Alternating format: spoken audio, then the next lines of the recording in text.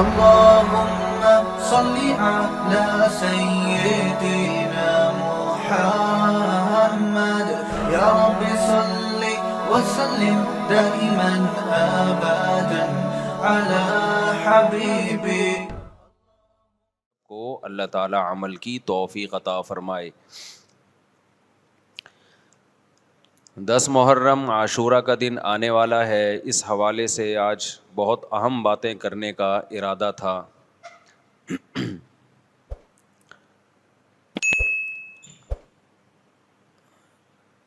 محرم میں کیا کرنا چاہیے، کربلا کا واقعہ اصل ہے کیا؟ کربلا کے واقعے پر تو میں ایک پورا بیان چند سال پہلے ریکارڈ کروا چکا ہوں، لیکن اس واقعے سے اہم سبق کیا ملتے ہیں؟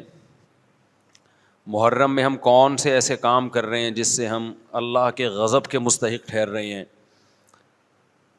یہ چند باتیں ہیں جس پر انشاءاللہ آج میں بات کروں گا۔ اللہ تعالی ہم سب کو عمل کی توفیق عطا فرمائے اور حق کہنے کی توفیق عطا فرمائے۔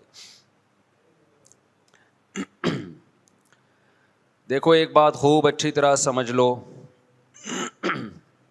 اسلام 1400 سال پہلے مکمل ہو چکا ہے۔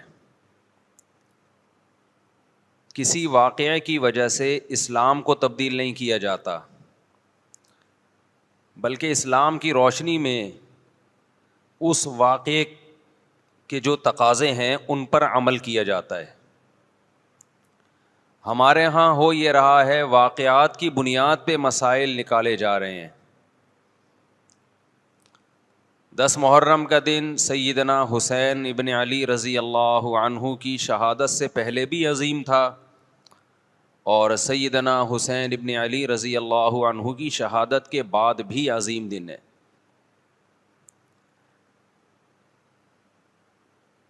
آج آپ نے ایک نعرہ بہت سنا ہوگا کہ جی اسلام میں فرقہ واریت نہیں ہے، ہم کسی فرقے سے نہیں ہیں۔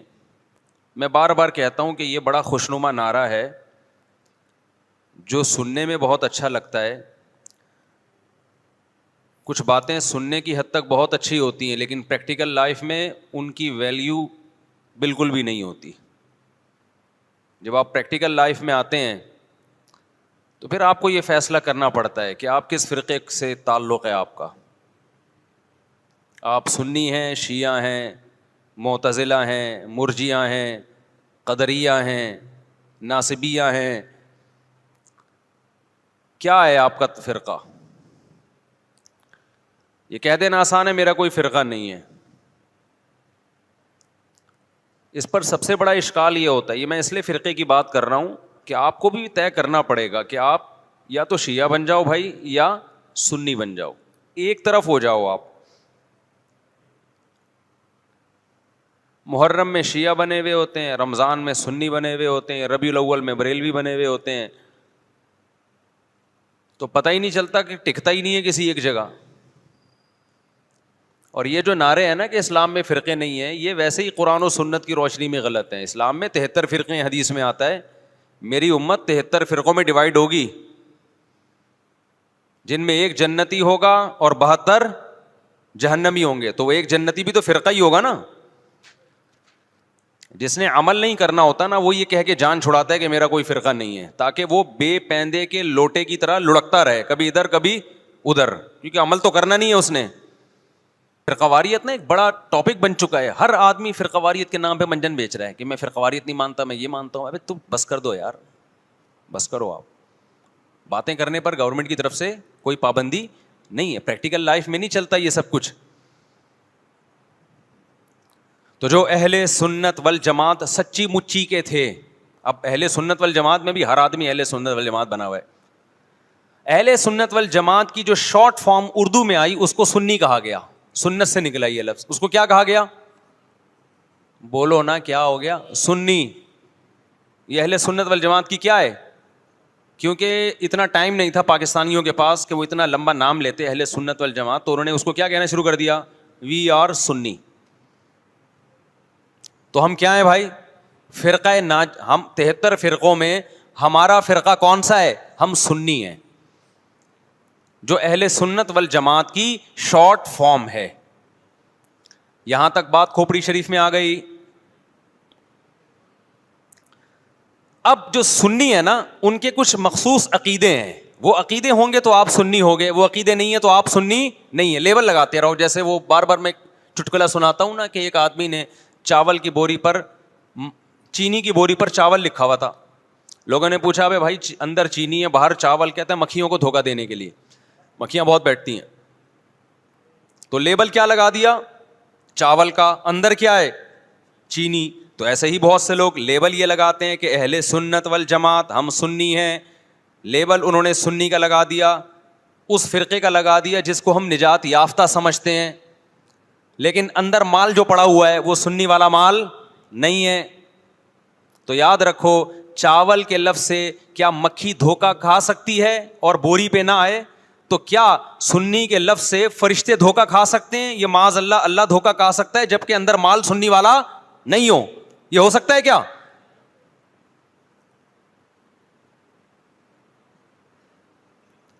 تو اس لیے میں کہتا ہوں آپ ایک چیز ہو جاؤ, یا سنی ہو جاؤ یا شیعہ ہو جاؤ یا کچھ اور ہو جاؤ. کبھی ادھر جا رہا ہے کبھی ادھر جا رہا ہے, کبھی ادھر لڑک رہا ہے. محرم میں شیعہ بن رہا ہے, ربیع الاول میں بریلوی بن رہا ہے, رمضان میں انسان کا بچہ بنتا ہے. میں یہ نہیں کہہ رہا کہ بریلوی انسان کے بچے نہیں ہیں, یعنی رمضان میں ایسا لگے گا جیسے بہت نیک آدمی. تراویح میں پہلے 3 دن دیکھو نا آپ. ابھی تو میں یہ بات ہی نہیں کر رہا کون جنتی کون جہنمی کون غلط کون صحیح. ابھی تو میں صرف یہ بتا رہا ہوں کہ اسلاف نے 73 فرقوں میں سے جو ایک جنتی ہوگا اس کو ایکسپلین کیسے کیا ہے. اگر بریلوی اس پہ پورے اترتے ہیں تو بھائی وہ جنتی ہیں. میں کسی کو جہنمی جنتی نہیں کہہ رہا, میں تو ایک کرائٹیریا بتا رہا ہوں. ہو سکتا ہے میں نہ اترتا ہوں, بریلوی بھائی پورے اترتے ہوں, شیعہ لوگ پورے اترتے ہوں. کسی ایک کو میں یقینی طور پہ نہ جنتی کہہ رہا ہوں نہ جہنمی. میں تو کہہ رہا ہوں کہ آپ فیصلہ کرو کہ آپ ادھر ہو یا ادھر ہو, درمیان میں نہ لٹکو. ایسا نہیں ہو سکتا ایک ٹانگ جہنم میں ایک ٹانگ جنت میں آپ کی, یا تو پورے ادھر جاؤ گے یا پورے ادھر جاؤ گے. کھوپڑی شریف میں بات آ رہی ہے کہ نہیں آ رہی ہے؟ تو نبی صلی اللہ علیہ وسلم نے فرمایا جنتی فرقے کی علامت ما انا علیہ و اصحابی, جس پر میں اور میرے صحابہ ہوں. اب نبی اور نبی کے صحابہ کس طریق پر تھے, کس ٹریک پر تھے؟ اس کو امام طحاوی رحمہ اللہ تعالی جو حنفیہ میں بہت بڑے محدث گزرے ہیں, امام ابو حنیفہ کے شاگردوں کے شاگردوں کے شاگردوں میں تھے. انہوں نے اس دور میں ایک کتاب لکھی عقیدہ طحاویہ کے نام سے, اور اس میں اہل سنت والجماعت کے عقائد اور ان کی بنیادی عقیدوں کو ایکسپلین کیا. ایک متن لکھا جو پوری دنیا میں مانا گیا, اور پوری دنیا کے علماء کا اتفاق ہوا کہ اہل سنت والجماعت میں داخل ہونے کے لیے ان عقیدوں کا ہونا ضروری ہے. اہل حدیث نے بھی مانا اس کو. اب اہل حدیث کی یونیورسٹی میں پڑھایا جاتا ہے. حنفیوں نے بھی مانا, مالکیوں نے بھی مانا, شافعیوں نے بھی مانا, حنبلیوں نے بھی مانا. سعودی عرب کی یونیورسٹی میں بھی پڑھائی جاتی ہے. وہ لکھنے والے اگرچہ حنفی تھے لیکن وہ جو عقیدے تھے وہ سب کے ہیں. وہ اس سے اہل سنت غیر اہل سنت سے کیا ہو رہے تھے, ان میں فرق ہو رہا تھا. سمجھتے ہو کہ نہیں سمجھتے؟ اس کتاب کا نام کیا ہے؟ العقیدۃ الطحاویہ.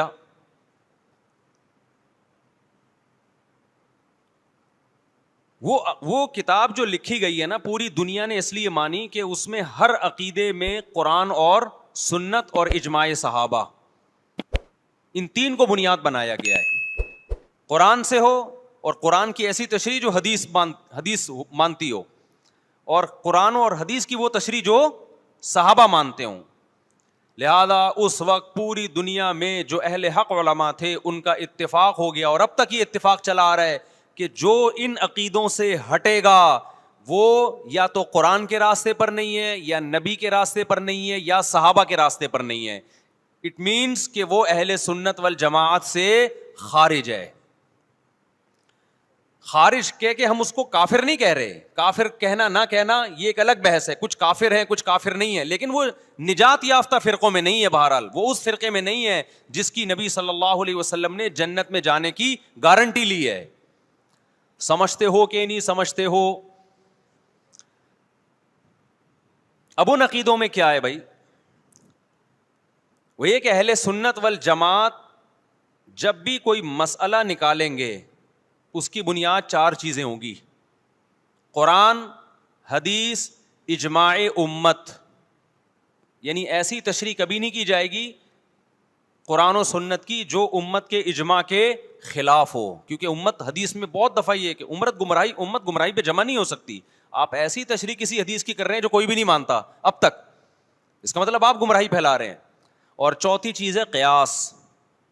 بعض مسائل قرآن و حدیث میں واضح نہیں ہیں لیکن قرآن اور حدیث میں ان کی طرف اشارے ہیں، تو مجتہد کیا کرتا ہے کہ وہ قرآن و حدیث کے ان معنی اور مضمون میں غوطے لگا کے وہ مسائل کا استنباط کرتے ہیں، زمانے کے حساب سے نئے نئے مسائل اخذ کرتے ہیں. سمجھتے ہو کہ نہیں سمجھتے؟ تو 4 اصول اہل سنت والجماعت کے: قرآن سے مسئلہ نکالا جائے گا، حدیث سے نکالا جائے گا، اجماع امت سے، اور چوتھے نمبر پہ قیاس سے. اب میں آتا ہوں اصل ٹاپک کی طرف. یہ تو پوری تمہید تھی نا. اس بات میں 2 رائے نہیں ہو سکتی کہ سیدنا حسین رضی اللہ تعالی عنہ کو جو کربلا میں شہید کیا گیا یہ کائنات کا بدترین ظلم تھا. جس نے آپ کی گردن مبارک پہ تلوار رکھی اس کی بدبختی میں 2 رائے نہیں ہو سکتی. بہت ہی کوئی شقی اور بدبخت جو نواسہ رسول صلی اللہ علیہ وسلم کے قتل کی طرف بڑھا، بہت ہی کوئی بدبخت اور بد نصیب جو کوفہ کے گورنر ابن زیاد کے کہنے پر نواسہ رسول سے لڑنے کے لیے نکلا، جو اس ظلم کو ظلم نہیں مانتا، وہ بھی اپنے آپ کو جہنم میں جانے کے لیے تیار کر رہا ہے. پھر کربلا میں ایک بڑا ظلم یہ ہوا کہ صرف سیدنا حسین ابن علی کو شہید نہیں کیا گیا، آپ کے ساتھ جتنے مرد تھے سب کو شہید کر دیا گیا. لیکن ہمیں پیغمبر صلی اللہ علیہ وسلم اور صحابہ کی سیرت میں کیا ملتا ہے؟ میں ایک آیت سے آپ کو سمجھاتا ہوں. مشرکین مکہ حضرت ابراہیم علیہ الصلاۃ والسلام کے نسب میں ہونے پر اور آپ سے محبت پہ بڑا فخر کیا کرتے تھے کہ ہم ابراہیم کی اولاد میں ہیں، ہم ابراہیم کے دین پہ ہیں. اللہ نے کیا فرمایا رسول اللہ صلی اللہ علیہ وسلم سے کہ ان اول الناس بابراہیم للذین اتبعوہ، اے نبی آپ ان سے کہہ دیجئے ابراہیم سے محبت کے خالی پیلی کے دعوے مقبول نہیں ہیں. ابراہیم کے زیادہ حقدار وہ ہیں جو ابراہیم علیہ السلام کی اتباع کرتے ہیں، اور یہ پیغمبر اور صحابہ یہ ابراہیم علیہ السلام کے دین کو فالو کرتے ہیں، اور تم ابراہیم کے دین کو فالو نہیں کر رہے، ان سے محبت کے دعوے دار ہو. تو خالی محبت کے دعوے داری اللہ کے ہاں مقبول نہیں ہے. اللہ کے ہاں وہ محبت کی دعوے مقبول ہیں جس میں آپ محبوب کو فالو کر رہے ہوں. سیدنا حسین ابن علی رضی اللہ تعالی عنہ جو جنت کے جوانوں کے سردار ہیں، آپ سے محبت کا دعویٰ اس وقت مقبول ہوگا جب آپ سیدنا حسین کی سیرت کو فالو کریں گے. رونا پیٹنا ماتم کرنا یہ سیدنا حسین اور اہل بیت کی سیرت نہیں ہے. صبر کرنا، ظالم کے سامنے ڈٹ جانا، جان کے خوف سے اپنی پالیسیوں سے پیچھے نہ ہٹنا، یہ سیدنا حسین ابن علی رضی اللہ عنہ کی سیرت ہے جو آج ہمیں کہیں بھی نظر نہیں آتی.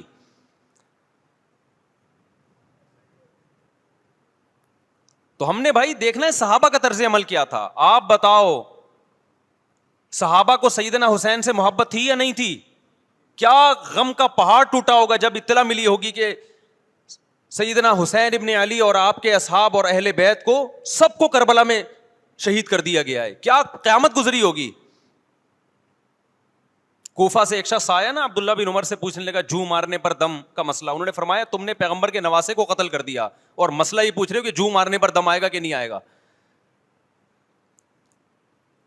ایک طرف تم نے پیغمبر کے نواسے کو قتل کر دیا کربلا میں، اور اب ہم سے آ کے مسئلہ پوچھتے ہو جو مارنا جائز ہے یا نہیں ہے.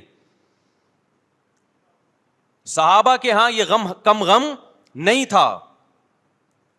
دیکھو حضرت معاویہ رضی اللہ تعالی عنہ کے ہاتھ پہ بھی حضرت حسین نے بیعت نہیں کی, لیکن بغاوت بھی نہیں کی. کیوں؟ بغاوت سے فتنے کا اندیشہ تھا. حضرت حسن جو حضرت حسین کے بڑے بھائی تھے, انہوں نے سیدنا معاویہ رضی اللہ تعالی عنہ کے ہاتھ پہ بیعت کی اور اس اختلاف کو ہمیشہ کے لیے اپنی کوشش کے مطابق ہمیشہ کے لیے ختم کر دیا. ختم ہوا نہیں ہوا ایک الگ بحث ہے, لیکن حضرت حسن کا مقصد کیا تھا کہ مسلمانوں کی دو جماعتوں کو میں آپس میں لڑتا ہوا نہیں دیکھ سکتا. لوگوں نے کہا آپ خلافت کے حقدار ہیں, آپ نے فرمایا میں دستبردار ہوتا ہوں سیدنا معاویہ کے حق میں. حضرت حسن بیعت ہو گئے حضرت معاویہ سے, اور یہ اختلاف کو کیا کر دیا؟ ختم. حضرت حسین بیعت نہیں ہوئے, لیکن حضرت حسین نے بغاوت بھی نہیں کی. ہر ایک کی اپنی رائے تھی, حضرت حسن کی اپنی رائے تھی. ان کا خیال تھا کہ بیعت ہونا مسلمانوں کے لیے زیادہ مفید ہے, ایک پاورفل حکومت ہوگی, ایک طاقتور ریاست ہوگی, ورنہ لڑتے رہیں گے آپس میں. حضرت حسین کا موقف یہ تھا کہ میں بغاوت تو نہیں کروں گا لیکن بیعت بھی نہیں ہوں گا, کیونکہ اگر بیعت ہو گیا تو اس سے جو خلفائے راشدین کے دور میں جو خلیفہ کی سلیکشن کا طریقہ تھا وہ طریقہ ختم ہو جائے گا. تو میں اگر اس طریقے کو نہیں لا سکتا تو اس کے خلاف کو پروموٹ بھی نہ کروں میں. یہ بھی ایک رائے تھی. میں سمجھا پا رہا ہوں اپنی بات؟ بھائی رائے کا اختلاف ہوتا ہے نا. نبی صلی اللہ علیہ وسلم نے فرمایا اذا اجتہد المجتہد فإن اصاب فلہ اجران وإن اخطأ فلہ اجر واحد. جب کوئی مجتہد اللہ کی رضا کو سامنے رکھ کے اجتہاد کرتا ہے, صحیح اور غلط کا فیصلہ کرنے بیٹھتا ہے, رائے یعنی اس کا مقصد اللہ کی رضا ہو, تو اگر وہ درست نتیجے پہ پہنچے تو 2 ثواب, غلط نتیجے پہ پہنچے تو بھی 1 نیکی اس کو ملتی ہے, اس لیے کہ اس کے بس میں جو خیر خواہی کا کے لیے جو تھا وہ اس نے کر دیا. رائے کا اختلاف ہوتا ہے. تو حضرت حسن رضی اللہ تعالیٰ عنہ بیعت ہوئے حضرت معاویہ کے ہاتھ پہ. سیدنا حسین نہ بیعت ہوئے اور نہ آپ نے بغاوت کی, خاموشی اختیار کی. حضرت معاویہ رضی اللہ تعالیٰ عنہ نے سیدنا حسین کو تلوار کی زور سے بیعت پر مجبور نہیں کیا, بلکہ نواسہ رسول کا خیال کیا اور وصیت بھی کی لوگوں کو.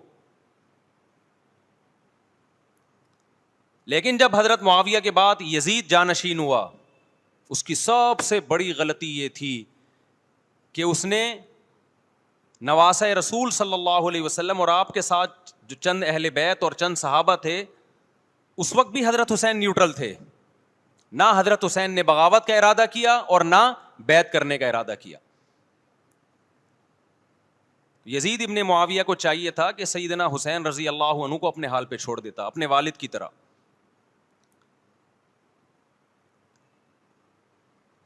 حضرت حسین رضی اللہ تعالیٰ عنہ کو جب کوفہ سے خطوط آئے, یہ میں وضاحت اس لیے کر رہا ہوں کہ حضرت حسین بغاوت کے لیے نہیں نکلے تھے, اس مسلمان حاکم کے خلاف بغاوت کے لیے نہیں نکلے تھے, کیونکہ رسول اللہ صلی اللہ علیہ وسلم کی بہت ساری صحیح حدیث ہے اس بارے میں کہ جو باغی ہے, جو ریاست کے خلاف بغاوت کرتا ہے, اس کو نبی صلی اللہ علیہ وسلم نے اس عمل کو پسند نہیں کیا. تو حضرت حسین رضی اللہ تعالیٰ عنہ کو کوفہ سے خطوط آئے کہ یہاں سارے کے سارے لوگ آپ کے ہاتھ پہ بیعت کرنے کے لیے تیار ہیں. ظاہر ہے جب کسی علاقے کے لوگ دارالخلافہ ہو اور سب بیعت ہونے کے لیے تیار ہوں تو پھر آپ کا جانا یہ بغاوت کا عمل نہیں کہلاتا. حضرت حسین رضی اللہ تعالیٰ عنہ اہل بیت کے ساتھ نکلے, کربلا میں جب پہنچے, مشہور واقعہ آپ 20 دفعہ سن چکے ہیں, وہاں جا کے آپ کو اطلاع ہوئی کہ وہ خبر غلط تھی اور عبید اللہ بن زیاد نے ایک پورا لشکر بھیجا سیدنا حسین رضی اللہ تعالیٰ عنہ کو مجبور کرنے کے لیے کہ میرے ہاتھ پہ آپ زبردستی بیعت ہو جائیں. حضرت حسین رضی اللہ تعالیٰ عنہ نے مطالبے رکھے کہ یا تو مجھے واپس جانے دیا جائے, اور اگر بیعت کرنا ہی ہے تو میں دمشق میں امیر کے ہاتھ پہ جا کے بیعت کروں گا. بہت معقول مطالبے تھے یہ. میرا مقصد ابھی کربلا کا واقعہ بیان کرنا نہیں ہے, اس پہ بہت کچھ کہا جا چکا ہے, خود میرا بھی بیان اس پہ تفصیل سے ہو چکا ہے. اس کے بعد بھی سیدنا حسین رضی اللہ تعالیٰ عنہ کو مجبور کرنا کہ عبید اللہ بن زیاد جو بدبخت انسان جو قاتل تھا اہل بیت کا, اسی کے ہاتھ پہ لازمی بیعت ہوں, جبکہ وہ امیر بھی نہیں ہے, وہ گورنر ہے ایک علاقے کا. تو نواسہ رسول کا خیال نہ کرنا یہ بدترین ظلم تھا جو اس وقت حکومت سے ہوا ہے.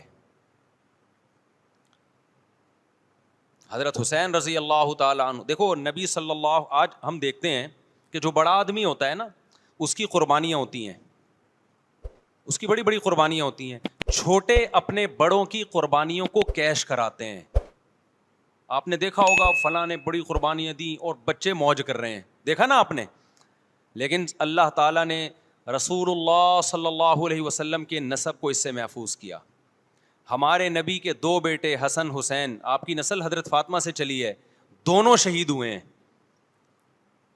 اس میں بہت بڑی حکمت تھی کہ پیغمبر صلی اللہ علیہ وسلم نے سب سے پہلے تربیت اپنے گھر والوں کی ہے. آج لوگ باہر فنٹر بنے ہوئے ہوتے ہیں, تبلیغیں کر رہے ہوتے ہیں, اپنے گھر کی ان کو پرواہ نہیں ہوتی. نبی صلی اللہ علیہ وسلم نے سب سے پہلے جو تربیت کی ہے, کس کی ہے؟ حضرت حسن اور حسین کی ہے. تو جب کربلا میں آپ کو چاروں طرف سے گھیر لیا گیا اور آپ کو مجبور کیا گیا کہ آپ نے ابن زیاد کے ہاتھ پہ بیعت کرنا ہے, تو آپ نے اس ذلت کو گلے لگانے سے انکار کر دیا. آپ کو 100% یقین تھا کہ اتنے بڑے لشکر کے سامنے میں ٹھہر نہیں سکتا, اسباب کی دنیا میں فتح کی امید نہیں ہے. لیکن حضرت حسین رضی اللہ تعالی عنہ نے لڑنے کا فیصلہ کر کے اور شہادت کو قبول کرنے کا فیصلہ کر کے ابن زیاد اور اس زمانے کے حکمران جو اس قتل پہ راضی تھے, قیامت تک کے لیے ان پہ لعنت کے سلسلے کا دروازہ کھول دیا. بعض دفعہ اللہ بھی یہ چاہتے ہیں کہ بدبختوں کو ڈھیل ملے تاکہ ان کا جرم سنستدرجہم من حیث لا یعلمون. قرآن کہتے ہیں نا ہم ان کو ڈھیل دیں گے, ان کو برائی میں ہم آگے بڑھنے دیں گے, ایسے بڑھنے دیں گے کہ ان کو خود بھی پتہ نہیں چلے گا, تاکہ قیامت کے دن ان کا عذاب ان کو کئی گنا بڑھا کر دیا جائے. اب میرے بھائی ہمارے لیے کیا سبق ملتا ہے؟ جب یہ واقعہ ہوا عالم اسلام میں کوہرام مچ گیا, لیکن کیا اس واقعے کے بعد اہل بیت کی جو مقدس اور پاکیزہ عورتیں تھیں, کیا انہوں نے نوحہ کیا یا صبر کیا؟ آپ کا ضمیر کیا کہتا ہے, انہوں نے نوحے پڑے ہوں گے یا صبر کیا ہوگا؟ بولو بھائی, صبر کیا. عبداللہ بن عمر رضی اللہ تعالیٰ عنہ جو کوفہ والوں کو ملامت کیا کرتے تھے کہ تم جو مارنے کے مسئلے ہم سے پوچھتے ہو, تم نے حسین کا قتل کر دیا. تو یہ حضرت ابن عمر نے اسی لیے کہا نا کہ آپ کو اس کا غم ہوا تھا. تو ابن عمر کا عمل کیا تھا؟ کیا انہوں نے ماتم کیا؟ کیا انہوں نے چھروں سے اپنے آپ کو مارا؟ حضرت حسین کا قتل بھی ظالمانہ, اور اس سے پہلے سیدنا عثمان کا قتل بھی ظالمانہ. اگر نوحہ یا ماتم جائز ہے تو حضرت عثمان کی شہادت کے دن بھی جائز ہے, حضرت حسین کی شہادت کے دن بھی جائز ہے. اور اگر ناجائز ہے تو جیسے عثمان کی شہادت کے دن ناجائز, حسین کی شہادت کے دن بھی ناجائز ہے. سمجھ میں آ رہی ہے بات کہ نہیں آ رہی ہے؟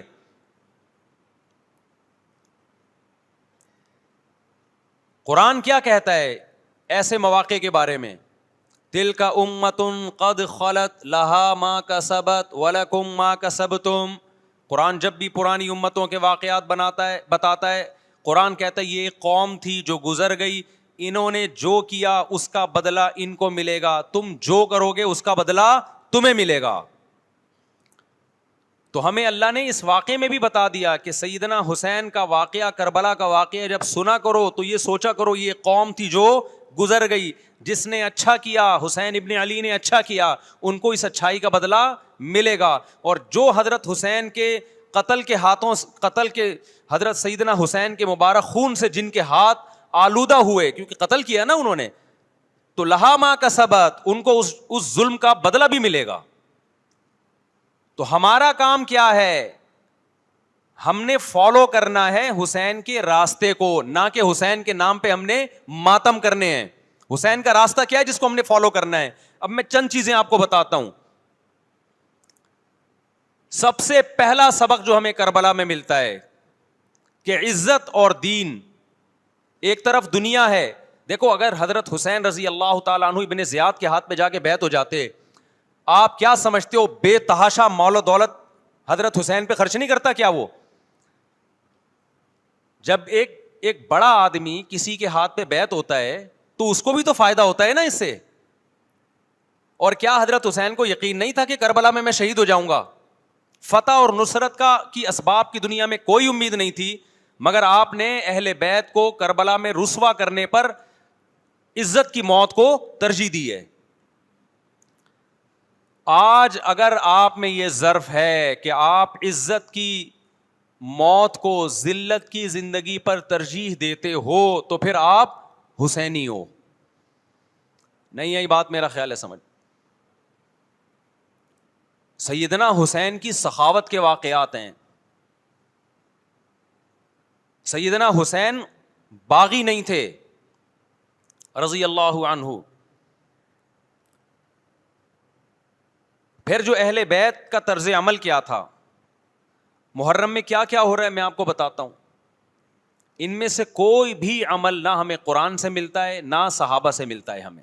تو ما انا علیہ و اصحابی جو جنتی فرقہ ہوگا اس کی جو علامتیں ہیں، تو جب آپ ان علامتوں کے خلاف چلو گے، صحابہ اور تابعین کو فالو نہیں کرو گے، تو آپ پھر اپنے آپ کو سنی کہنا چھوڑ دو۔ آپ بتاؤ مجھے اسلام میں کوئی مہینہ منحوس ہے؟ بولو نا، کوئی مہینہ منحوس ہے؟ تو آپ محرم کو منحوس کیوں کہتے ہو؟ لوگ مجھے کہتے ہیں مفتی صاحب فرقہ واریت پھیلا رہے ہیں۔ دیکھو، فرقہ واریت جب پھیلا رہا ہوں جب میں کسی فرقے کے خلاف آپ کو کر رہا ہوں۔ میرے بیان شیعہ لوگ بھی سنتے ہیں، ملتے بھی ہیں، بہت دفعہ ایئرپورٹ پہ ملاقات ہوئی، بڑی عزت سے ملے، میں شیعہ ہوں لیکن آپ سے محبت کرتا ہوں۔ یہاں مسجد میں بھی آتے ہیں، میں نے کبھی کسی پہ طنز نہیں کیا۔ اس لیے میں بار بار کہتا ہوں جو شیعہ کا مذہب ہے اس کو کرنے دو، وہ سبیلے لگاتے ہیں، آپ ان کو مت چھیڑو، جا کے تنگ نہ کرو ان کو۔ وہ ماتم کرتے ہیں، آپ ان کو مت چھیڑو۔ وہ نوحے کرتے ہیں، وہ نوحے پڑھتے ہیں، آپ ان کو مت چھیڑو۔ لیکن آپ اپنی پوزیشن واضح کرو کہ آپ شیعہ ہو یا آپ سنی ہو، آپ تو ایک طرف ہو جاؤ نا۔ محرم میں اگر آپ مرثیے لگا کے گھوم رہے ہو گاڑیوں میں، اٹ مینز آپ سنی نہیں ہو۔ آپ نبی صلی اللہ علیہ وسلم کی حدیث ہے ہمارے پاس، ہم اہل سنت والجماعت ہیں، ہم سنت کو فالو کرتے ہیں۔ تو سنت کیا کہتی ہے؟ میتوں پہ گریبان چاک کرنا، میتوں پہ چیخ و پکار کر کے رونا۔ آپ نے فرمایا لیس منا، وہ ہم میں سے نہیں ہے۔ اور اس عمل پہ آپ صلی اللہ علیہ وسلم نے لعنت فرمائی ہے۔ لوگ کہتے ہیں حسین کی یاد میں رونا نبی کی سنت ہے۔ نبی صلی اللہ علیہ وسلم کو جب جبریل نے بتایا کہ حسین شہید ہوں گے، آپ روئے، اس لیے کہ اس وقت آپ کو یہ خبر ملی تھی۔ لیکن کیا ہر محرم میں آپ نے رونے کا پروگرام کیا ہے؟ یا صحابہ کو بیٹھ کے باقاعدہ رلایا ہے آپ نے؟ کیا ہو گیا بھائی؟ آپ کو بھی جب کربلا کا واقعہ کی خبر ملی، آپ کی آنکھوں میں آنسو آ جائے، یہ نیچرل ہے، یہ حسین سے محبت کی علامت۔ لیکن ہر محرم میں باقاعدہ بٹھا کے رونے کا پروگرام کرنا، یہ حسین سے محبت کی علامت نہیں ہے، بلکہ شریعت میں ناجائز ہے یہ غموں کو بڑھانا۔ یہ کہاں سے جائز ہو گیا؟ حضرت عثمان بھی تو شہید ہوئے تھے، نبی صلی اللہ علیہ وسلم کے داماد تھے، ان کی یاد میں آپ رونے کو سنت کیوں نہیں کہتے؟ ہماری نظر میں حسین کا قتل بھی بہت بڑا ظلم اور سیدنا عثمان کا قتل بھی بہت بڑا ظلم تھا۔ دونوں مظلوم تھے، دونوں مظلوم شہید تھے، ہمیں دونوں کی شہادت پہ غم ہے، لیکن اب اس غم کو مناتے نہیں ہیں۔ اسلام میں غم منانا سنت نہیں ہے۔ دیکھو جعفر طیار رضی اللہ عنہ، نبی کے چچا زاد بھائی، اہل بیت، جب آپ صلی اللہ علیہ وسلم نے ان کو لڑائی کے لیے میدان جنگ میں بھیجا، رومیوں سے لڑائی تھی، حضرت جعفر طیار کی 4 بیویاں تھیں۔ جب نبی صلی اللہ علیہ وسلم مسجد نبی میں بیٹھے، آپ کو فرشتوں نے اطلاع دی کہ جعفر طیار شہید ہو گئے۔ آپ صلی اللہ علیہ وسلم کی آنکھوں سے آنسو، یہ آنسو اس وقت نکلے جب عین شہادت کی اطلاع ملی ہے۔ اس وقت آنسوؤں کا نکلنا محبت کی علامت ہے۔ آپ نے صحابی رسول کو بھیجا کہ جاؤ آپ کی زوجات کو، بیویوں کو جا کے خبر دو کہ جعفر طیار شہید ہو گئے۔ کیا قربانی تھی صحابہ کی! آپ دیکھو، ایسے جوان تھے جعفر طیار، خوبصورت جوان۔ غزوہ بدر میں جب مشرکین مکہ نے یہ نعرہ لگایا کہ حل میں مبارز، 3 سردار آئے، انہوں نے کہا پہلے تمہارے اندر سے 3 بہادر آئیں، ہم سے لڑیں۔ دیکھو عربوں میں یہ ہوتا تھا کہ جب جنگ کے لیے 2 فوجیں آمنے سامنے کھڑی ہوتی تھیں تو پہلے دونوں طرف کے بہادر ترین لوگوں کی لڑائیاں ہوتی تھیں کہ جب تک دونوں میں سے ایک قتل نہیں ہوگا لڑائی شروع نہیں ہوگی. تو آپ کو پتا ہے کہ اس میں بہادر ترین لوگ نکلیں گے نا جو لڑنا جانتے ہوں. مشرکین مکہ کی طرف سے 3 یا 4 بڑے بڑے سردار آئے لڑائی سے پہلے, بدر میں لڑائی سے پہلے. انہوں نے نعرہ لگایا, حل میں مبارز, کوئی ہے تم میں جو پہلے ہم سے لڑے. یعنی ادھر سے ہم 3 ہیں تو ادھر سے بھی کتنے چاہیے, 3 بندے. ادھر سے انصار صحابہ آئے. مشرکین مکہ نے کہا لیسو بی اکفائنا, یہ ہمارے جوڑ کے نہیں ہیں, قریشی ہاشمی چاہیے ہمیں, ہمارے نسب کے لوگ ہونے چاہیے. تو ادھر سے نبی صلی اللہ علیہ وسلم نے حضرت علی کو بھیجا اور حضرت جعفر طیار کو بھیجا. جن صحابہ کو بھیجا ان میں حضرت جعفر طیار بھی تھے. حضرت جعفر طیار رضی اللہ تعالیٰ عنہ اور سیدنا علی مقابلے میں غالب آ گئے. خوبصورت صحابی. نجاشی کے سامنے آپ نے تقریر کی ہے, ہجرت کی ہے نا جب حبشہ کی طرف, تو نجاشی نے پوچھا جعفر طیار سے کہ تمہارے پیغمبر جو کلام لے کر آئے ہیں وہ سناؤ. حضرت جعفر طیار رضی اللہ تعالیٰ عنہ نے سورہ مریم پڑھنا شروع کر دی. کاف ہا یا عین صاد, ذکر رحمت ربک عبدہ زکریا اذ نادى ربه نداء خفيا قال رب اني وهن العظم مني واشتعل الراس شيبا ولم اكن بدعائك رب شقيا واني خفت الموالي من ورائي وكانت امراتي عاقرا فهب لي من لدنك وليا. ایسی حضرت مریم اور عیسیٰ ابن مریم کی سیرت کو سورہ مریم میں بیان کیا حضرت جعفر طیار نے کہ نجاشی روتے روتے اس کی داڑھی تر, اور جتنے پادری بیٹھے تھے سب کی داڑیاں تر ہو گئی روتے روتے. تو یہ تقریر جو نجاشی کے اسلام کا سبب بنے, بادشاہ کو مسلمان کرنے والے کون تھے؟ حضرت جعفر طیار. اور آپ کے چھوٹے چھوٹے بچے, 4 جوان بیویاں ہوں, چھوٹے چھوٹے بچے ہوں, اور ایسے میں میدان جنگ میں لڑتے ہوئے شہید ہو جائیں, تو پیغمبر اور صحابہ پہ کیا قیامت ٹوٹی ہوگی. لیکن ہمارے نبی صلی اللہ علیہ وسلم کی آنکھوں سے کیا تھے؟ صرف آنسو موتی کی طرح ٹپک رہے تھے.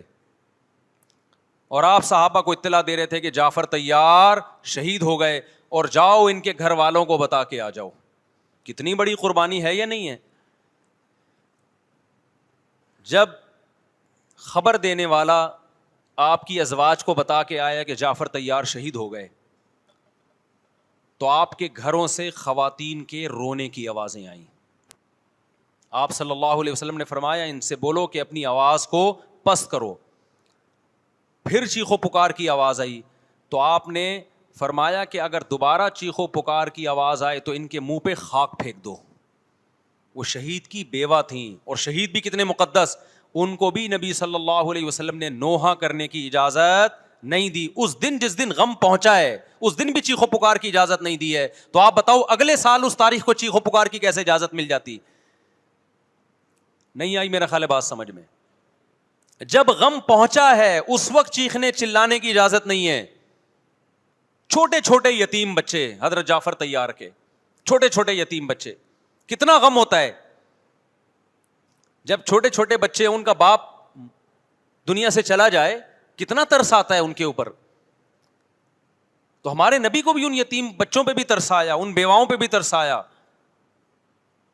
لیکن نہ نبی صلی اللہ علیہ وسلم چیخو پکار کر کے خود روئے, اور نہ آپ نے ان کی ازواج کو رونے کی اجازت دی ہے. سمجھ میں نہیں آ رہی میرا خیال ہے بات. میرا مقصد شیعوں پہ طنز کرنا نہیں ہے, ان کا جو مذہب ہے ان کو اس پہ چلنے دو. میرا مقصد ہے آپ اپنی پوزیشن واضح کرو کہ آپ ادھر ہو یا ادھر ہو. کسی کو تنگ مت کرو, نہ کسی پہ فتوے لگاؤ کفر اسلام کے, نہ کسی کو جہنمی قرار دو. اپنی پوزیشن آپ فیصلہ کرو کہ آپ اگر ادھر جانا ہے تو پورے ادھر چلے جاؤ. پھر یہ آدھا تیتر آدھا بٹیر والا معاملہ مت کرو. وہ ان کا مذہب ہے بھائی, ان کے علماء ان کو بتاتے ہیں کہ محرم میں کالے کپڑے پہننے ہیں, محرم میں ماتم کرنا ہے, محرم میں کو منحوس سمجھنا ہے, اس میں شادی بیاہ نہیں کرنا. ان کے علماء ان کو بتاتے ہیں, ان کو چلنے دو اس پر. دنیا میں بہت سے فرقے ہیں, بہت سے مذہب ہیں, ہم کسی کو نہ ختم کر سکتے ہیں نہ کسی کے خلاف نفرت پیدا کر سکتے ہیں. اس سے کوئی چیز حاصل نہیں ہوگی. کسی سے نفرت کرنے کی ضرورت نہیں, کسی پہ فتوے لگانے کی ضرورت نہیں, لیکن آپ کو اپنی پوزیشن واضح کرنی پڑے گی کہ میں کہاں کھڑا ہوا ہوں. اگر آپ سنی ہو تو پھر اہل سنت والجماعت صحابہ تابعین کو فالو کرتے ہیں, حدیث کو فالو کرتے ہیں, اور حدیث میں ہمیں ماتم کرنا, نوحہ کرنا, گریبان چاک کرنا اس کی پرمیشن نہیں ہے, بلکہ اس سے روکا گیا ہے, اس عمل کو حرام اور ناجائز قرار دیا گیا ہے. بات آ رہی ہے سمجھ میں؟ باقی جو شیعہ حضرات کرتے ہیں, ہمارے دوست ہیں شیعہ, میں مذاق میں نہیں کہہ رہا, ملتے ہیں ہم سے, میں کبھی ان سے مذہب کے ٹاپک پہ بات نہیں کرتا, نہ ان کو کبھی چھیڑتا ہوں کہ آپ یہ کیوں کر رہے ہو, یہ کیوں نہیں کر رہے. بھائی اس کا مذہب ہے, وہ اس کا فرقہ ہے, جو کرنے دو اس کو, ہم نہیں کرتے, کیونکہ ہم اہل سنت والجماعت میں. سمجھ میں آ رہی ہے بات کہ نہیں آ رہی؟ پھر ربیع الاول کا مہینہ آئے گا, اس میں بھی آپ اپنی پوزیشن واضح کرو کہ آپ ادھر ہو یا ادھر ہو. دو فرقے ہیں, دیوبندی بریلوی. میں نہیں کہہ رہا کہ کون جنتی کون جہنمی, لیکن بر صغیر میں جن کو دیوبندی کہا جاتا ہے وہ نظر و نیاز تیجے 40 کے قائل بولو نہیں ہے. یہ ان کی کتابوں میں لکھا ہوا ہے, وہ اس کے قائل نہیں ہے. اگر کوئی بزرگ ان میں قائل گزرا بھی ہے تو وہ اس کا ذاتی تفرد ہے, اس کو علماء نے فالو نہیں کیا, اس کو ان کی اجتہادی غلطی قرار دیا ہے. ربیع الاول میں جلوس نکالنا یا مزار بنانا یا مزاروں پہ جانا اس نیت سے کہ وہاں جا کے ہم کوئی قوالی پڑھیں گے یا کچھ بھی, ہمارے ہاں قبرستان جانا صرف اس لیے ہے کہ آخرت کی یاد تازہ ہو, بس اس کے علاوہ اور کوئی کانسیپٹ نہیں ہے. ہمارے ہاں قبر ایک بالش سے زیادہ اونچی بنانا جائز بولو نا نہیں ہے, قبر پکی کرنا جائز نہیں ہے, تیجے 40 کرنا جائز بولو نہیں. آج ایک صاحب آئے, کہنے لگے میری ساس کا 40واں ہے, فجر میں کہنے لگے مجھے, کہہ رہے میں نہیں گیا تو بڑا مسئلہ ہو جائے گا. میں نے کہا بھائی ایک فیصلہ کرو, گرین چینل یا وائٹ چینل, ایک طرف ہو جاؤ بھائی, کیونکہ وائٹ چینل میں یہ جائز نہیں ہے, نہ 40واں نتیجہ ہے. اب لوگ مذاق اڑاتے ہیں, مر گیا مردود نہ فاتحہ نہ درود. بھائی کچھ بھی کہتے رہو تو پھر پورے ادھر کو ہو جاؤ, یا تو پورے وائٹ ہو جاؤ یا پورے کیا ہو جاؤ, پورے گرین ہو جاؤ. پھر تیجا بھی کرو, 40واں بھی کرو, برسی بھی کرو, اور پھر اس کے بعد جھنڈے بھی لگاؤ ہرے رنگ کے. میں نہیں کہہ رہا دیوبندی صحیح ہے یا بریلوی صحیح ہے, دیکھو میں یہ بحث نہیں کر رہا, میری بات کو غلط نہ لے کے جانا. میں کہہ رہا ہوں آپ اپنی پوزیشن واضح کرو, صحیح غلط تو اگلا مرحلہ ہے, آپ کیا ہو آپ کو تو یہی نہیں پتا چل رہا. آپ ربیع الاول میں ہرے جھنڈے لے کے گھوم رہے ہو, رمضان میں آپ وائٹ چینل بنے ہوئے ہو, محرم میں آپ بلیک چینل بنے ہوئے ہو, تو پتہ ہی نہیں چل رہا تو ہے کیا بھائی. جب 73 فرقوں میں ایک جنتی ہے تو ایک کو فالو کرو نا جس کو جنتی سمجھتے ہو. اگر آپ سمجھتے ہو کہ بلیک چینل یا شیعہ فرقہ جنتی ہے تو پورے شیعہ ہو جاؤ بھائی. اگر آپ سمجھتے ہو بریلوی فرقہ جنتی ہے تو پورے بریلوی ہو جاؤ. تو جس کو سمجھتے ہو وہ بن جاؤ, لیکن پورے بنو, ادھورے مت بنو, آدھا آدھا نہ لو. بات سمجھ میں آ رہی ہے؟ میں پھر بتا رہا ہوں, نہ میں کسی کو جنتی کہہ رہا ہوں نہ جہنمی. میں یہ نہیں کہہ رہا دیوبندی جنت میں جائیں گے یا بریلوی جائیں گے یا شیعہ جائیں گے, یہ تو اللہ فیصلہ کرے گا. ہم تو وہ کریں گے جو ہماری کھوپڑی میں آ رہا ہے. ہماری کھوپڑی میں یہ آ رہا ہے کہ جس کو بھی کرو تو ایک کو کرو پورا, تاکہ ایک طرف ہو جاؤ. آدھے تیتر آدھے بٹیر مت بنو آپ, اور دوسرے کو چھیڑو بھی نہیں, چھیڑنے کی بھی ضرورت نہیں ہے. کوئی جو کر رہا ہے کہ بھائی اس کا مذہب ہے. دیکھو ہندو مندر میں جاتا ہے نا, ہماری رائے کے مطابق صحیح کر رہا ہے غلط کر رہا ہے, غلط کر رہا ہے, لیکن ہم چھیڑتے ہیں کیا؟ اسلام نے اجازت دی اس کو چھیڑنے کی کہ ہندو جا رہا ہے اس کو پکڑ کے لا کیوں جا رہا ہے بھائی؟ اسلام بولا ہے بھائی لکم دینکم ولی دین, تمہارے لیے تمہارا دین, ہمارے لیے ہمارا دین. لا اکراہ فی الدین, دین میں زبردستی نہیں ہے, جو کر رہا ہے اس کو کرنے دو. تبھی اسلامی تاریخ میں کوئی ایک مندر بھی ہمارے علم میں نہیں ہے کہ اس میں ہندوؤں پہ پابندی لگی ہو کہ مندر نہیں جا سکتے. جب تک اسلامی حکومتیں رہی ہیں, ہندوستان میں 1000 سال مسلمانوں نے حکومت کی ہے. اگر ہندوؤں کو مندر جانے سے روک دیتے تو آج یہ مندر ختم ہوتے. اسلامی حکومت جب ختم ہوئی ہے تو بھی مندر لاکھوں کی تعداد میں مندر تھے. اسلام مسجد جانے کا حکم دیتا ہے یا چرچ جانے کا؟ بولو. مسجد. چرچ جانے کو غلط سمجھتا ہے کیونکہ وہاں غیر اللہ کی, عیسیٰ ابن مریم کی عبادت ہو رہی ہے. لیکن کیا اسلام آپ کو پرمیشن دیتا ہے کہ کوئی عیسائی چرچ جا رہا ہو تو آپ اس کو روکو کہ تو کیوں جا رہا ہے بے, مسجد میں آ؟ اجازت دیتا ہے؟ یا اسلام یہ کہتا ہے کہ اس سے بدتمیزی شروع کر دو آپ؟ بولو کیا ہو گیا؟ آپ کو سبق یاد کرا رہا ہوں میں. بدتمیزی شروع کر دو, یا اسلام یہ اجازت دیتا ہے کہ اس سے اچھا سلوک نہ کرو؟ قطعاً اجازت نہیں, بلکہ قرآن تو کہہ رہے ہیں ان اللہ یحب المقسطین, جو غیر مسلم تم سے لڑ نہیں رہے میدان جنگ میں, ان سے تمہیں اچھا سلوک کرنا پڑے گا, کیونکہ اللہ اچھا سلوک کرنے والوں کو پسند کرتا ہے. صحابہ کرام غیر مسلموں کو بھی ہدیے دیا کرتے تھے, نبی صلی اللہ علیہ وسلم نے یہودیوں کو بھی ہدیے دیے ہیں. تو جو مذہب اسلام کی طرف منسوب نہیں ہے, جب ہمیں ان سے اچھے سلوک کا حکم ہے, تو جو مذہب اسلام کی طرف منسوب ہیں, قطع نظر اس سے کہ وہ اس دعوے میں سچے ہیں یا جھوٹے, یہ تو بحث ایک الگ ہے, لیکن نسبت کس کی طرف کر رہے ہیں؟ اسلام کی طرف. تو ہمیں ان سے بدتمیزی بدسلوکی کی کہاں سے اجازت ہوگی؟ تو میں نہیں کہہ رہا کہ آپ شیعہ بریلویوں سے دشمنی کرنا شروع کر دو, ان کی دعوتیں اٹینڈ نہ کرو, ان سے کاروبار چھوڑ دو, یا ان کو جا جا کے تنگ کرو, کیوں سبیل لگا کے بیٹھے ہو, کیوں ماتم کر رہے ہو, یہ کام مت کرو آپ. ہمارا ملک اس فرقہ واریت کا متحمل نہیں ہے, سے فساد پھیلتا ہے. لیکن اپنی پوزیشن آپ واضح کرو, ایک لکیر ہے آپ کھینچ دو. اگر کوئی شخص آپ کے سامنے صحابہ کو برا بھلا کہتا ہے, آپ بولو بھائی یہ میری باؤنڈری کیا ہو رہی ہے, کراس. میرے سامنے آپ کو ان بزرگوں کے خلاف بولنے کی اجازت نہیں ہے جن سے مجھے عقیدت ہے. اگر یہ کام آپ نے کیا تو ہماری اور آپ کی راہیں الگ الگ. آپ کا جو مذہب ہے بھائی, آپ بند کمرے میں, آپ کے امام بارگاہ میں, آپ کے مسجدوں میں, یا جہاں بھی ہے, وہ آپ کا نجی معاملہ ہے. ہمارے سامنے آپ نے کوئی ایسی بات نہیں کرنی جو ہمارے عقیدے کے خلاف ہو, تو آپس میں دوستی رہے گی. اب دیکھو عیسائی آپ سے ملتا ہے, آپ گپ شپ کرتے ہو, کھانا کھاتے ہو, لیکن عیسائی بار بار بولے میں آپ کے نبی کو نہیں مانتا, میں آپ کا نبی, آپ بولے گا بھائی تو نہیں مانتا تو ہم نے کب کہا کہ مان تو, لیکن میرے سامنے بار بار کیوں کہہ رہے کہ میں تیرے نبی کو نہیں مانتا؟ یہاں سے آپ کی اس کی دوستی کیا ہو جائے گی پھر؟ ختم. تو غیر مسلموں کے بھی دو قسمیں, کسی بھی مسلک کے لوگوں سے ملو, کسی بھی فرقے کے لوگوں سے ملو, کوئی جھگڑا نہیں, کوئی بحث نہیں, ایک دوسرے کو کھانا بھی ہے, ایک دوسرے کو کھلانا بھی ہے, ایک دوسرے سے کھانا بھی ہے, ایک دوسرے کی دعوتوں میں بھی شرکت کرنی ہے. جہاں مذہب کا معاملہ آئے تو پھر آپ کسی سے بحث نہ خود کرو نہ کسی کو کرنے کی اجازت دو.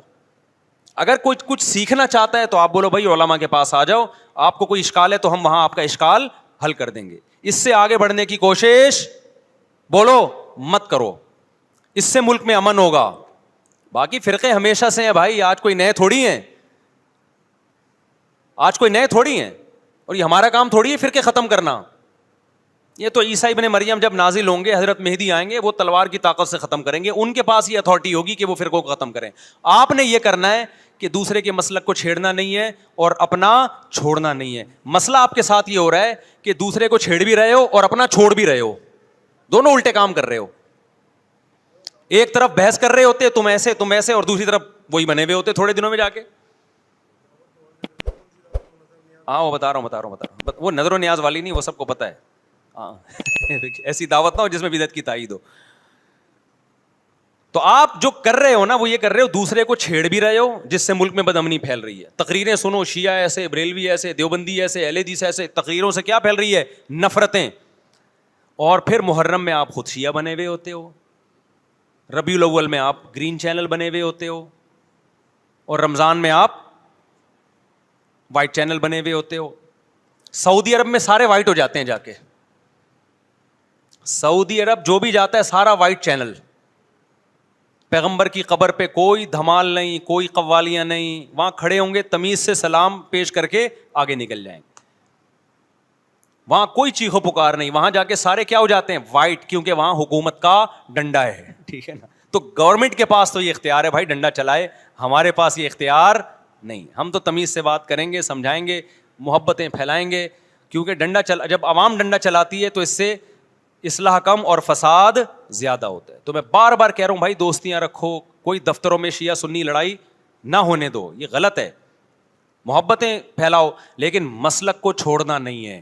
جب کوئی آپ سے کہے محرم میں یہ کام کرو, بولو بھائی ہم چونکہ اہل سنت والجماعت میں سے ہیں, ہم چونکہ سنی ہیں, لہذا ہمارے ہاں کوئی مہینہ ہمارے مذہب کے مطابق منحوس نہیں ہے. پھر کوئی آپ کو اصرار کرے نہیں یہ نہیں یہ نہیں ہے, آپ بولو بھائی ہم تم پہ اپنا مسلک تھوپ رہے ہیں کیا؟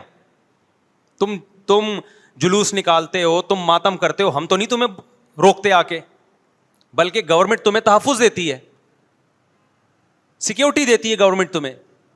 تو جب ہم اپنا مسلک تم پہ نہیں تھوپتے تو تم اپنا مسلک ہم پہ کیوں تھوپ رہے ہو بھائی؟ تو ہم محرم میں بھی شادی کریں گے, ربیع الاول میں بھی کریں گے, سفر میں بھی کریں گے, رمضان میں بھی کریں گے. ہم نے تو 4 کرنی ہے. ہم مہینوں کے حساب سے شروع کر دیں تو پھر ہمارے تو بڑے مسئلے ہو جائیں گے بھائی. سمجھ میں آ رہی ہے بات کہ نہیں آ رہی؟ حضرت جعفر طیار اہل بیت میں سے تھے, کتنی زوجات تھیں؟ 4 تھیں. حضرت علی کی کتنی تھیں ایک وقت میں؟ حضرت فاطمہ کے دنیا سے جانے کے بعد 4 تھیں. یہ بھی ہے سنت میں, نکاح کو فروغ دو, یہ اہل بیت کا طریقہ ہے تاکہ سوسائٹی میں زنا کم ہو, بیوہ طلاق یافتہ عورتوں کو ٹھکانہ ملے. خیر, تو اب میں بات سمیٹ کے ختم کر رہا ہوں. لوگ کہتے ہیں محرم میں ہم نکاح کیوں کریں بھائی, فرض واجب تو نہیں ہے نا, چلو حرام نہیں ہے لیکن فرض بھی تو نہیں ہے نا.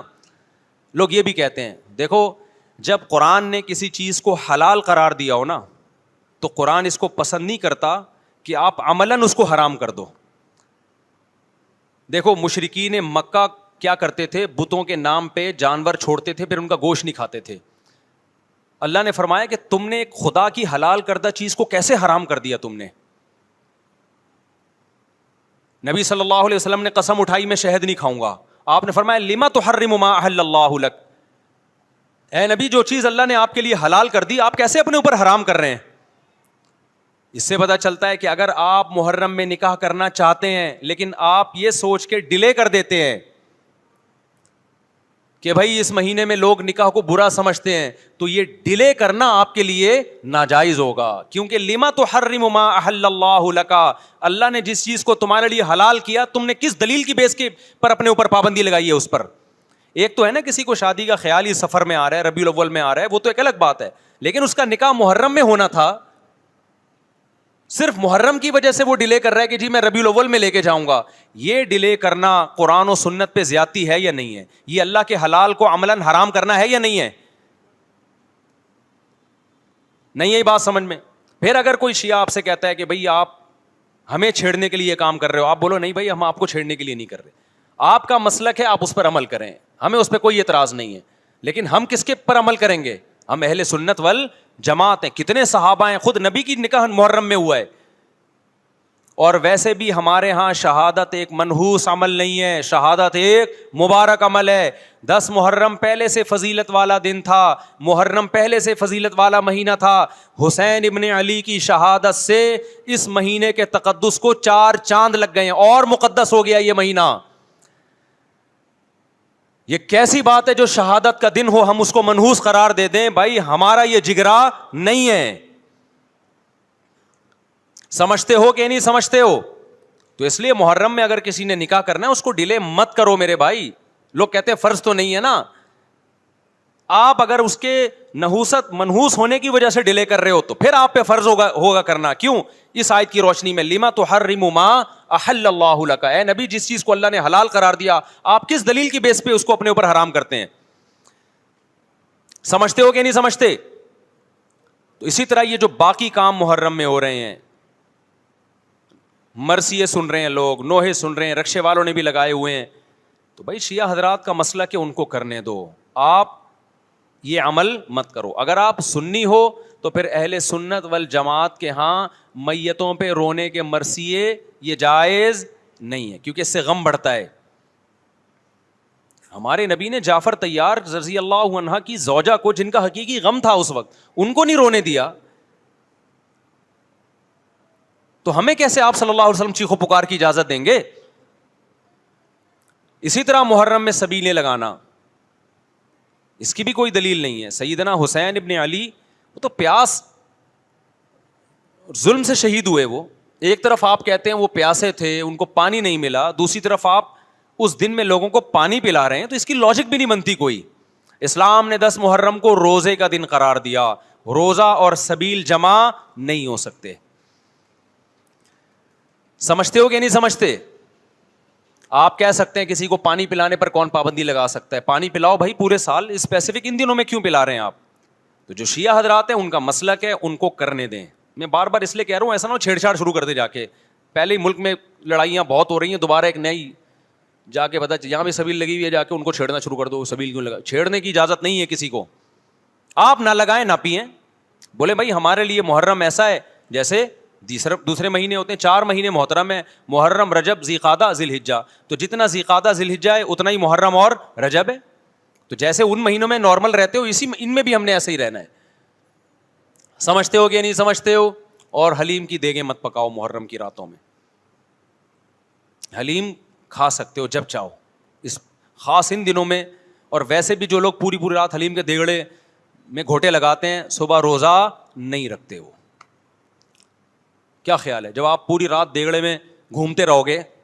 دیکھا نہیں ہے پوری رات دیکھ کے اندر گھومتے رہتے ہیں جیسے موت کے کنویں میں نہیں بائک چلاتا بندہ. تو صبح روزہ رکھے گا ایسا آدمی؟ تو یہ ساری چیزیں آپ کو اس کام سے روکتی ہیں جو سنت سے ثابت.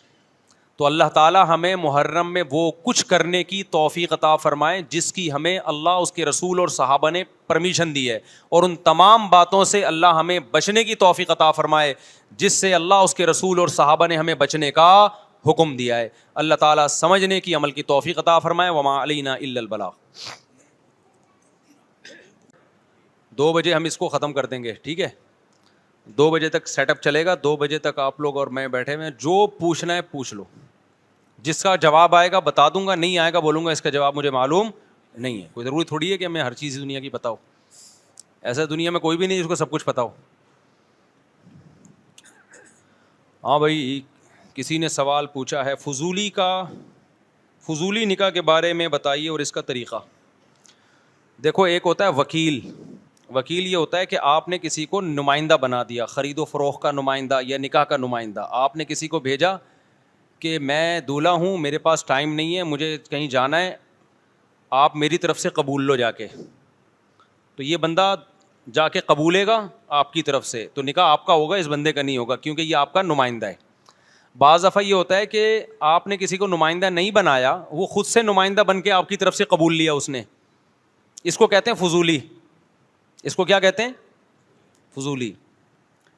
یعنی قاضی صاحب نکاح پڑھا رہے ہیں, بھائی میں نے فلانی بنت فلانی کا نکاح غفار بھائی سے کر دیا. غفار بھائی موجود نہیں ہیں, ان کے پتہ بھی نہیں ان کو. غفار بھائی کے دوست بیٹھے ہوئے تھے, انہوں نے کہا میں نے غفار بھائی کی طرف سے قبول لیا. تو یہ نکاح لٹکا ہوا ہے, ابھی لٹکا ہوا ہے, سمجھ رہے ہو, معلق ہو گیا. غفار بھائی کو جب پتہ چلے گا کہ ستار نے تمہاری طرف سے قبول لیا ہے, تو جب ان کو پتہ چلے گا, وہ اگر اس کی پرمیشن دے دیں اسی مجلس میں, ہاں جی غفار نے جو قبولا ہے تو ٹھیک ہی قبولا ہوگا, کیونکہ غفار کی پسند اور میری پسند ایک ہی ہے. نہیں سوری, ستار نے قبولا تھا نا. غفار کو جب پتہ چلا تو غفار نے کہا کہ غفار کو لوگوں نے بتایا کہ آپ مجلس میں موجود نہیں تھے, قاضی صاحب نے کسی خاتون کا نکاح آپ سے کر دیا ہے, تو آپ کی طرف سے ستار نے قبول کر لیا ہے. تو غفار کو خیال ہوا کہ یار ستار اچھا آدمی ہے, میرے لیے اچھا ہی سوچے گا, تو ٹھیک ہے مجھے قبول ہے. تو جیسے ہی یہ غفار قبولے گا تو نکاح ہو جائے گا. تو اس کو کہتے ہیں فضولی کا نکاح. یعنی اس شخص نے نکاح کرایا جس کو آپ نے نمائندہ بنایا نہیں تھا, اس نے زیادہ فنٹر بن کے آپ کا نکاح پڑھا دیا. تو جب آپ قبولیں گے تو ہو جائے گا, نہیں قبولیں گے تو مسترد. تو یہ نکاح موقوف رہتا ہے اصیل کی اجازت پر, اصل کی اجازت پر. سمجھتے ہو؟ جو اصل بندہ ہے نا وہ اجازت دے دے گا تو ہو جائے گا, ورنہ نہیں. تو اتنا نیک کون ہوتا ہے جو کسی اور کی طرف سے قبول رہا ہو آج کل؟ مفتی صاحب, اگر کوئی اچھا رشتہ ہوگا تو آپ کی طرف سے تھوڑی قبولے گا, اپنی طرف سے قبولے گا. وہ بولے گا قبول ہے لیکن غفار نہیں, ستار کو ملے گی.